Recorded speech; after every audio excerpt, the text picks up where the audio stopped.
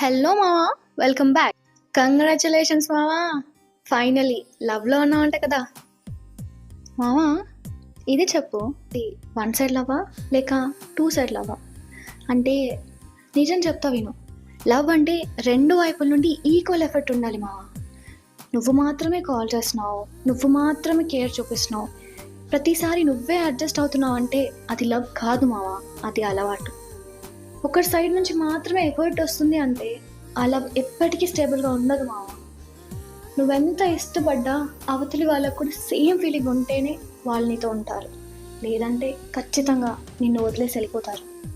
ఒక్కటి గుర్తుపెట్టుకో మావా, అవతలి పర్సన్ కూడా నీలాగే ఎఫర్ట్ పెడుతున్నాడు, నీకు ఇంపార్టెన్స్ ఇస్తున్నాడు అంటేనే లవ్ చేయి, లేదంటే నీ హార్ట్ని నువ్వు సేవ్ చేసుకో మావా.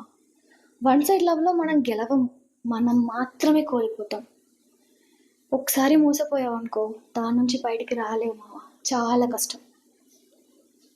ఎఫర్ట్ రెండు వైపు నుండి వస్తేనే అది లవ్, ఒక్క వైపు నుండి వస్తే అది ఖచ్చితంగా పెయినే మావా. ఇంకా లవ్ చేస్తావా లేదా నీ ఇష్టం. మరి మీరేమనుకుంటున్నారో కామెంట్ చేయండి. కంటెంట్ వస్తే ఫాలో చేయండి మావా.